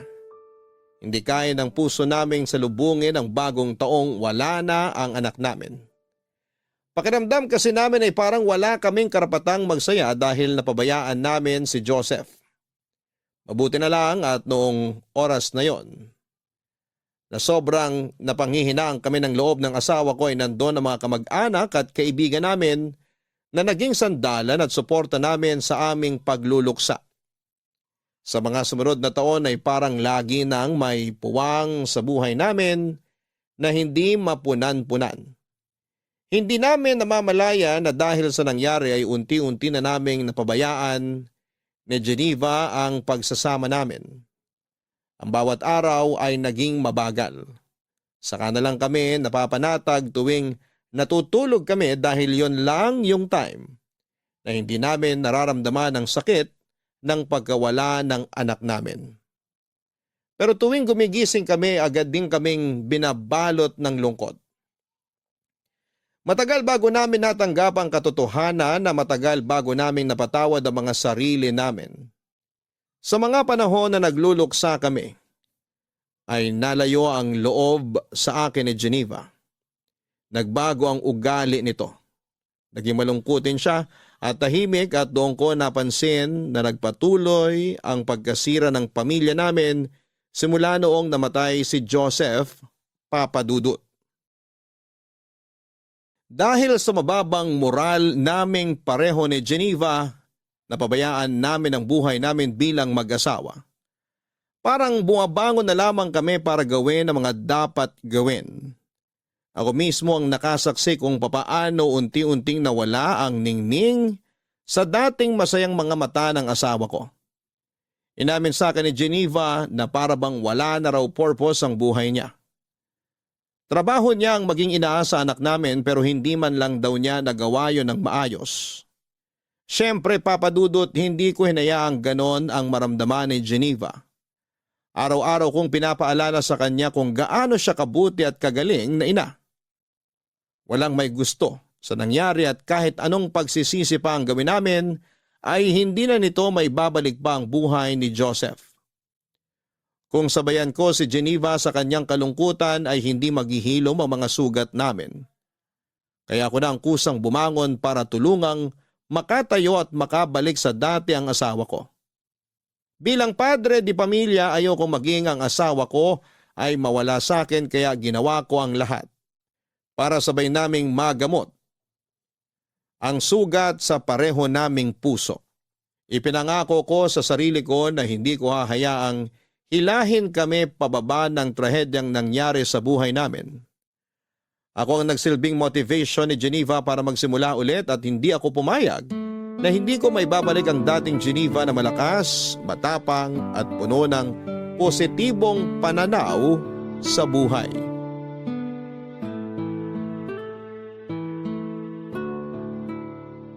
What if lumabas kaya tayo this weekend? Tagal na tayong di namamasyal eh. Marami akong trabaho dito sa bahay eh. Magliligpit pa ako ng gamit. E di sa susunod na weekend, kung kailan hindi ka busy, sabihin mo lang sa akin para makapagpaalam ako sa trabaho. Wag na. Wala pa ako sa mood magsaya ngayon. Tulungan na lang kita. Ano ba yung mga ginagawa mo? Nagliligpit ng ano? Basta. Tapos na akong kumain, maiwan na kita rito ah. Maliligo pa ako. Sandali, tapos ka na?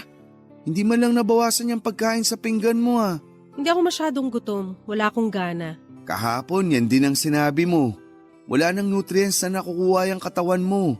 Kaya lagi kang walang gana sa ibang bagay eh. Sam, alam natin ang dahilan kung bakit wala akong gana sa buhay ngayon. Alam ko, pero hanggang kailan mo gagawin to?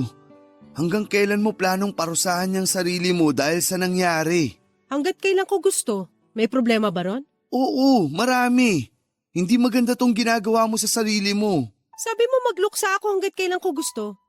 Hanggang ngayon nagluluksa pa rin ako sa pagkamatay ni Joseph. Ngayon bawal bang gawin yon?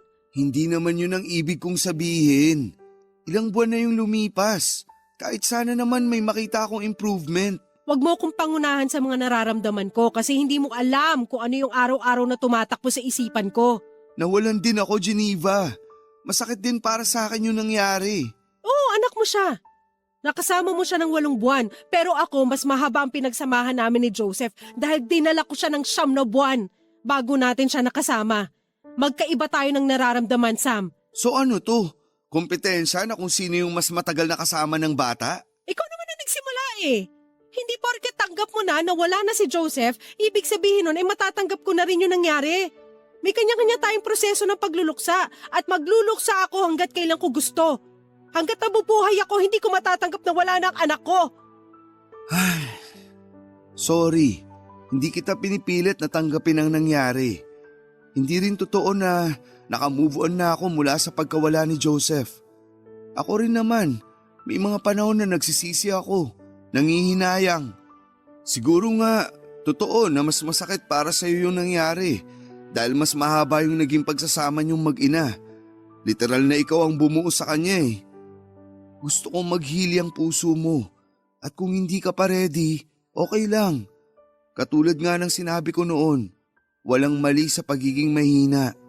Walang mali sa pagiging malungkot pansamantala. Pero hindi pwedeng manatili ka na lang na mahina at malungkot dahil hindi ka makakaahon sa kinaroroonan mo kung habang buhay mong dadali ng sakit. Nasasaktan ako tuwing nakikita kitang nagkakaganito. Araw-araw, ipinapanalangin ko na sana bumalik na tayo sa dati kasi namimiss ko na yung asawa ko. Pasensya ka na. Hindi ko naman ginusto na ganito yung maramdaman ko eh. Sobrang sakit lang talaga para sa akin. Sorry, alam ko pati ikaw nasaktan din sa nangyari. Sorry kung bigla na lang ako nag-shutdown. Susubukan ko. Susubukan ko, Sam. Salamat. Gusto ko na ulit makita yung babaeng matapang at independent na nakilala ko. Gusto ko nang bumalik yung dating Geneva. Hindi man ngayon pero sana makita ko na ulit siya. Salamat sa pag-intindi.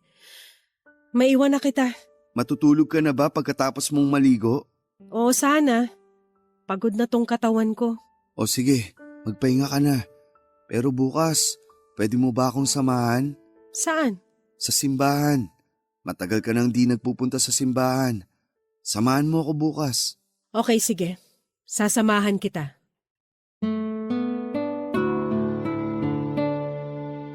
Ganun na nga po ang ginawa namin ni Geneva, Papa Dudut. Nagtulungan kami para makabangon mula sa nangyari sa aming pamilya. Pilit naming kinalimutan ang masamang pangyayaring yon sa buhay namin at sinubukan itong ibaon na lamang sa nakaraan sa pamamagitan ng paggawa ng bagong memories. May times na nagkakaroon kami ng relapse, lalo na tuwing may mga importanteng okasyon sa buhay namin at naaalala naming hindi na kami kumpleto. Pero time heals, ika nga nila.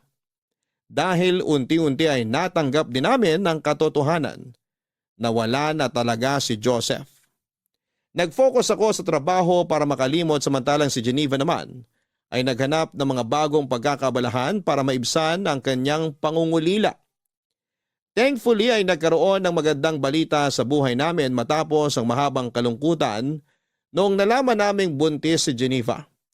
Sobrang saya naming pareho dahil nagkaroon kami ng second chance para maging magulang ulit. That time, babae naman ang naging anak namin, Papa Dudut, at pinangalanan namin itong Lorraine. Sa pagkakataong yon, ay doble-doble na ang ginawa naming pag-iingat para sa pangalawang anak namin. In-spoil namin siya sa lahat ng bagay, ginawa namin ang lahat para hindi na maulit pang nangyari kay Joseph. Kaunting kagat lang ng insekto o lamok ay agad naming ginagamot ang bata. Mapaubo man o sipon, sakit ng tiyan at kung ano-ano pang tipikal na sakit ng bata ay nagiging okay na kami pagdating doon dahil ayaw na naming maulit pa ang nangyari noon. Sa kabutihang palad ay napalaki naman naming maayos na bata si Lorraine sa sumunod na 9 na taon, Papa Dudut.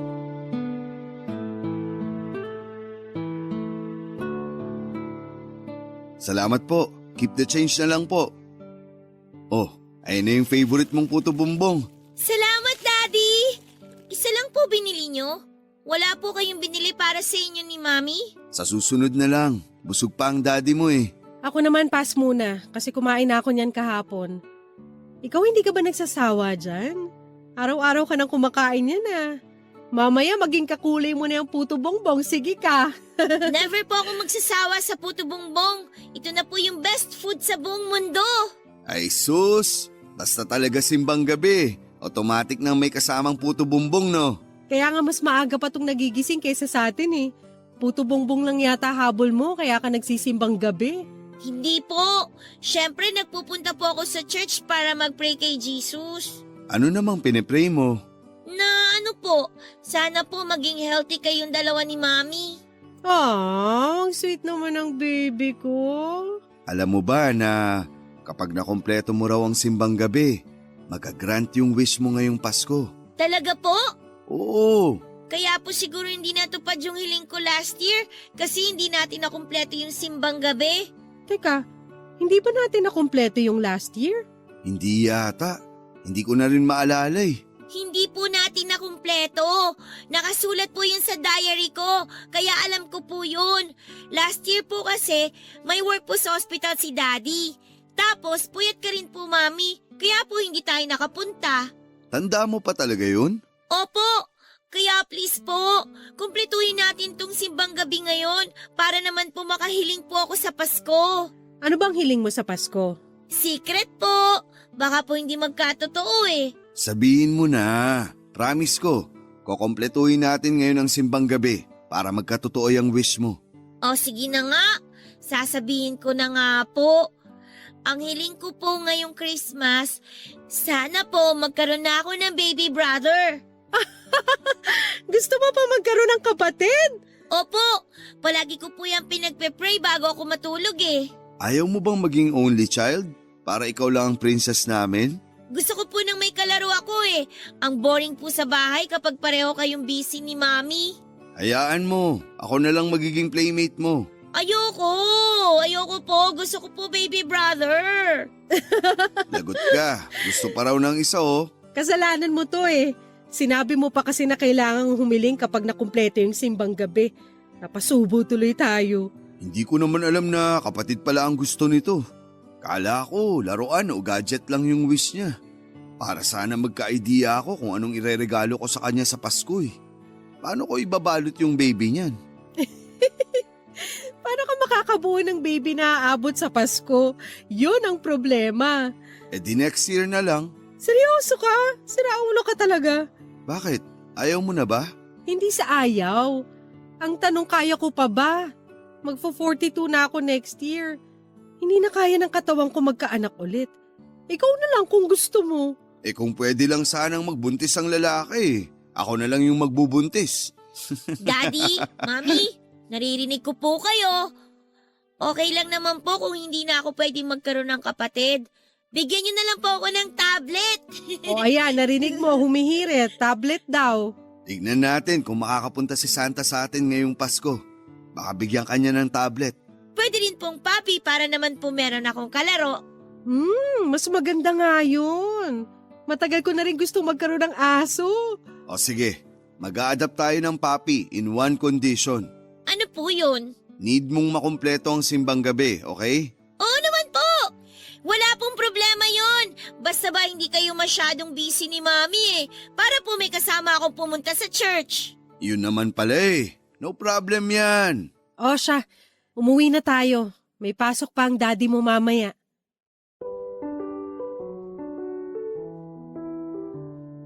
Simula pagkabata, Pasko na ang pinaka-paborito kong holiday sa buong taon. Yun kasi yung panahon kung kailan overwhelming ang saya na nararamdaman ng buong pamilya namin. Pakiramdam namin ay napaka-positibo ng lahat. Puno ng energy at lahat ng tao'y masaya't nagdiriwang.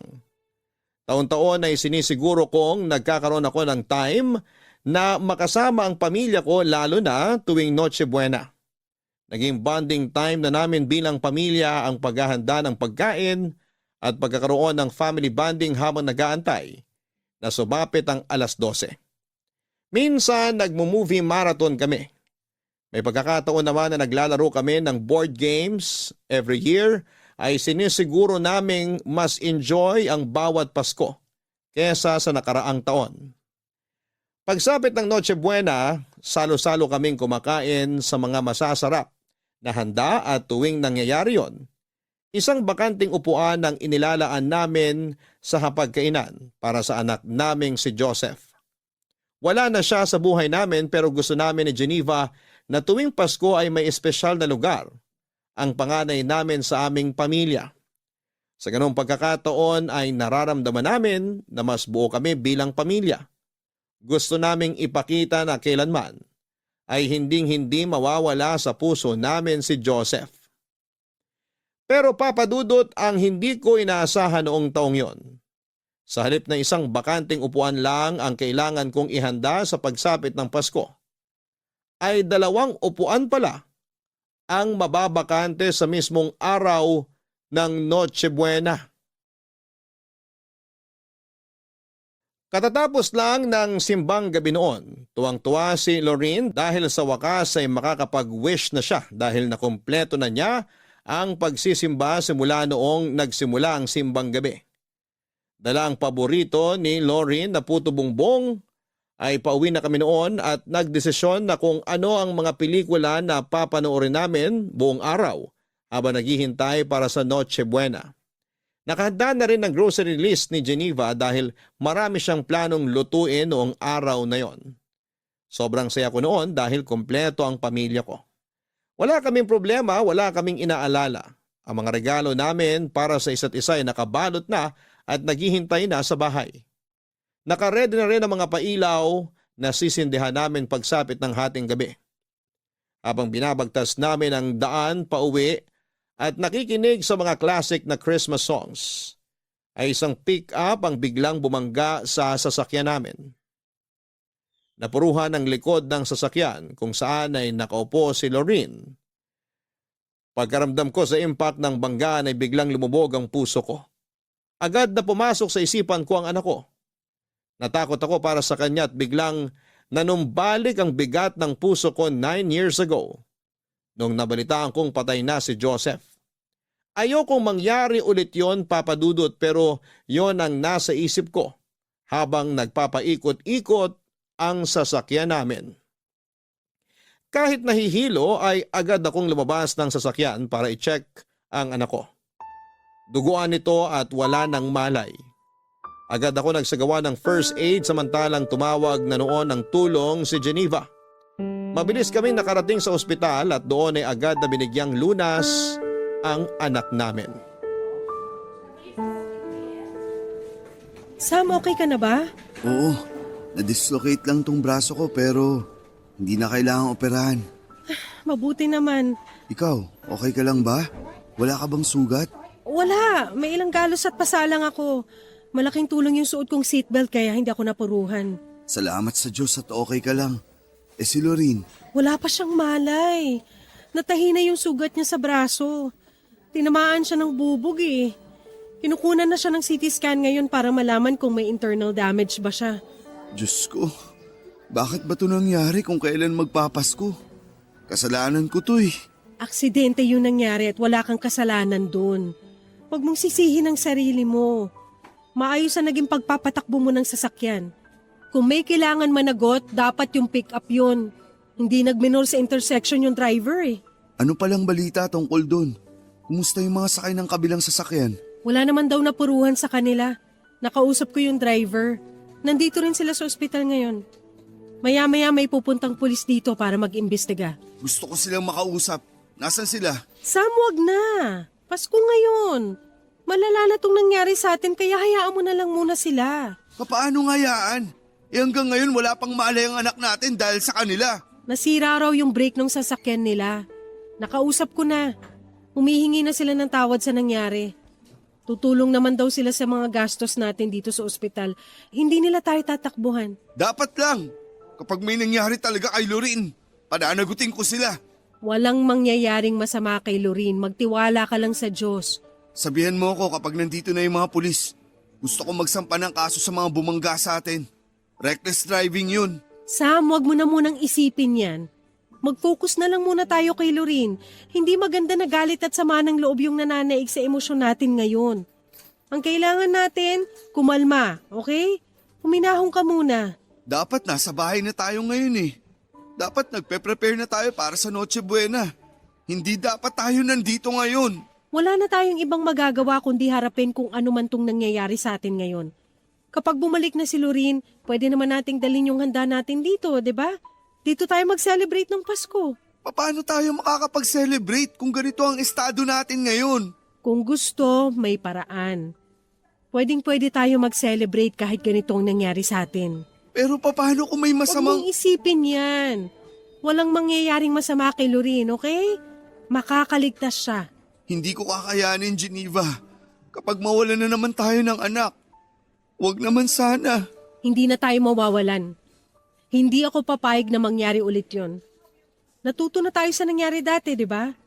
Gawin natin ang lahat para maligtas si Lorin.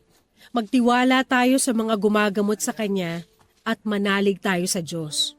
Tsaka malaki raw yung naitulong ng first aid na ginawa mo sa kanya kanina eh. Napahinto mo agad yung pagdurugo ng sugat niya eh, kaya hindi siya gaanong nawalan ng dugo. Mabuti naman kung ganun. Natawagan mo na ba sina mama at papa? Alam na ba nila yung nangyari? Oo, na-update ko na sila. On the way na raw sila. Nagpadala ko ng damit para makapagbihis tayo. Sabihan mo silang mag-ingat. Oo, papaalalahanan ko ulit sila mamaya. Halika na, pumunta na lang muna tayo sa kwarto ni Lorin. Doon na tayo maghintay. Sige, ikaw, wala bang masakit sa'yo? Magpacheck ka muna kaya. Okay lang ako, walang masakit sa akin. Sure ka? Oo, na-check mo na ako kanina, di ba? Gusto ko lang makasiguro. Huwag mo na akong alalahanin. Okay na okay ako. Nang gabing yon ay sa ospital na kami nag-celebrate ng Pasko. Malaki pa rin ang pasasalamat ko dahil kahit sugatan ay kumpleto at safe na ang pamilya ko. Labis-labis ang pasasalamat ko sa Panginoon noon dahil okay ang anak ko. At hindi ito nagkaroon ng internal injury na unang ikinabahala ko, Papa Dudut. Akala ko talaga noon ay mawawalan na naman ako ng anak. Kapag nangyari yon ay hindi ko na talaga kakayanin. At baka mabaliw na lamang ako. Habang nagpapahinga sa ospital ay bigla akong ginising ni Geneva kakatapos lang noon ng kasiyahan matapos mag-celebrate ng Pasko ang lahat. Mag-uumaga na noong sabihan ako ni Geneva na hindi maganda ang pakiramdam niya. Bigla na lang itong nagsusuka. Masakit daw ang ulo niya at nahihilo siya.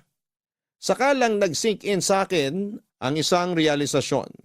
Sa sobrang pag-aalala ko kay Lorin ay hindi ko na na-check ang asawa ko pagkatapos ng aksidente.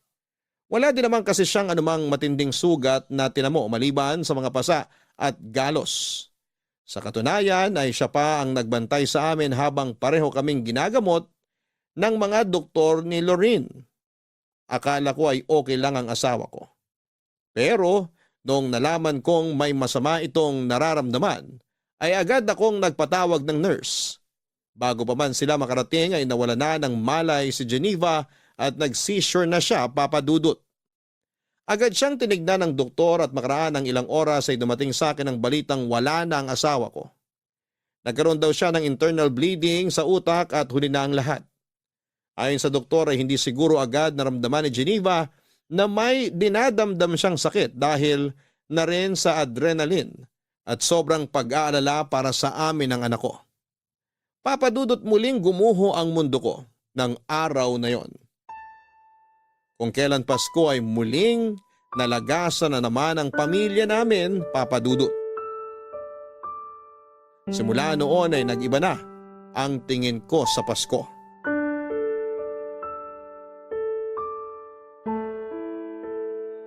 Daddy, sisindihan ko na ba yung kandila para kina Mami at Kuya Joseph? Okay, sindihan mo na. Ipe-prepare ko lang tong baked mac.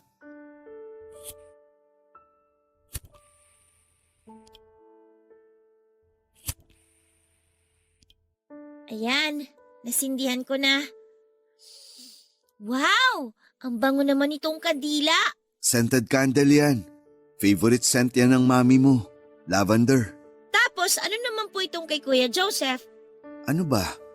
Hindi ko na maalala eh. Ano bang nakalagay dyan? Sandali lang po, check ko. Baby powder po ang nakalagay eh. Oo. Baby powder nga. Ano, amoy baby ba? Parang medyo sweet siya, Daddy. Parang amoy ng cologne. Talaga ba? Opo. Daddy, tulungan ko na po kayo dyan. Ano po bang pwede kong ayusin? Ilagay mo na yung mga plato sa table. 4 lahat yan ha. Okay po. Akin na lang tong reindeer na plato. Tapos sa inyo naman po yung may Santa Claus. Tapos para kay Mami naman tong plate na may snowman. At kay Kuya Joseph naman yung may design ng Christmas tree. Yung upuan nila Mami at Joseph, naayos mo na ba? Hindi pa po, pero isusunod ko na po, Daddy. Ayan, complete na. O heto, ready na rin yung pagkain natin. Maupo ka na. Sige po. Ang konti lang ng food natin ngayon, Daddy, no? Tayo lang naman ang kakain eh. Ano, kain na tayo para makanood tayo ng fireworks mamaya. Sige po. Oh, pray muna tayo bago kumain. Sige po, Daddy. In the name of the Father, and of the Son, and of the Holy Spirit. Amen. Panginoong Diyos, maraming salamat po sa biyaya ng buhay at sa mga pagkaing ipinagkaloob ninyo sa amin. Sa gabing ito ng bisperas ng Pasko, kami po'y nagpapasalamat sa pagdiriwang ng pagdating ng aming tagapagligtas, si Jesus. Naway maging daan ang aming pagtitipon para magkaisa sa pagmamahal, pagkakaisa at pagpapatawad. Pagpalain po ninyo ang aming pagkain at ang bawat isa sa amin. Sa pagkakataong ito, inaalala rin po namin ang mga mahal naming pumanaw, lalo na po sa araw na to, sa anibersaryo ng pagpanaw ni Geneva at Joseph. Kami po'y nagdarasal para sa kanilang mga kaluluwa.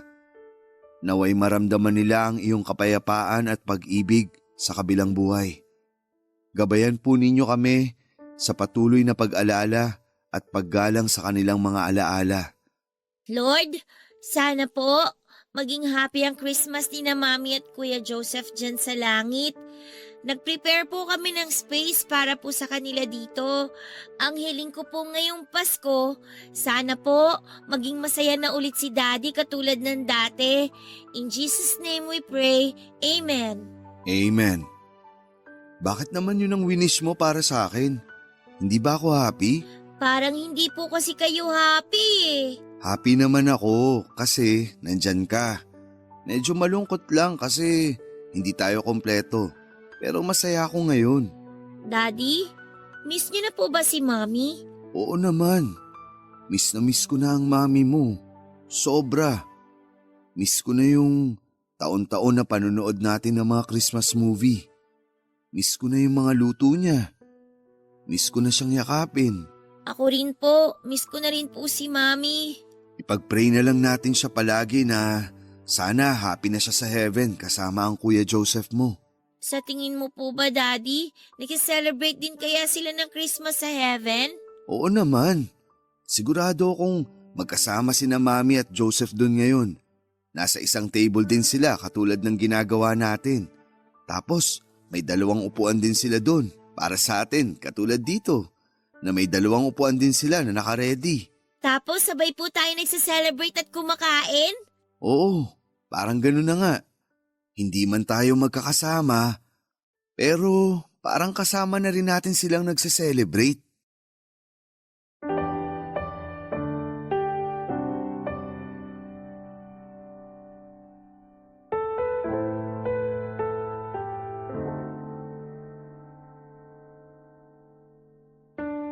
Taon-taon, gano'n na po ang naging tradisyon namin ng anak ko. Lagi kami naglalagay ng 2 bakanting upuan sa hapagkainan tuwing Pasko para maging buo ang pakiramdam naming mag-ama. Weird man para sa iba pero yun na rin ang tanging naisip namin para makaiwas sa kalungkutan na maaari naming maramdaman sa pinakaimportanteng araw sa buhay namin. Nakakalungkot man na 2 death anniversary ang taon-taon naming inaalala tuwing Pasko, pero sinisiguro naman namin ng anak ko na kapag nagdiriwang kami ng Kapaskuhan ay walang lugar ang kalungkutan sa puso namin sa mga oras na yon. Papadudot, hindi na po ako nakapag-asawang muli at kung ako ang tatanungin ninyo ay wala na akong planong mag-asawa pa. Ang pag-ibig ko ay para kay Geneva ay mananatili na sa puso ko habang buhay at hindi ko na ma-imagine pa na ibigay ito sa ibang babae. Kung meron man akong pagbibigyan nito ay walang iba kundi para na lamang sa anak kong si Lorene. Marami pa kaming pagdadaan ng dalawa at pinapangako ko sa anak ko na ibibigay ko ang lahat ng makakaya ko para masuportahan siya sa bawat desisyong gagawin niya sa kanyang buhay. Papadudot, dito ko na po tinatapos ang istorya ko. Merry Christmas po sa inyong lahat. Sana ipagpalaing kayo ng Diyos at ang hiling ko ay tumagal pa ang inyong programa at magpatuloy ito sa pagbibigay ng inspirasyon sa lahat ng mga Pilipino. Mabuhay po kayong lahat at sa lahat ng bumubuo ng Barangay Love Stories at Barangay LS. Paalam at maraming salamat. Ang inyong forever kapuso at kabarangay, Sam. Gone but never forgotten. Yan ang lagi nating sinasabi sa lahat ng mga mahal natin sa buhay na namayapa na dahil totoo naman na hindi sila mawawala sa puso't isipan natin. Mananatili sila sa ating buhay magpakailanman. Sa ating mga kabarangay na nakikinig ngayong araw,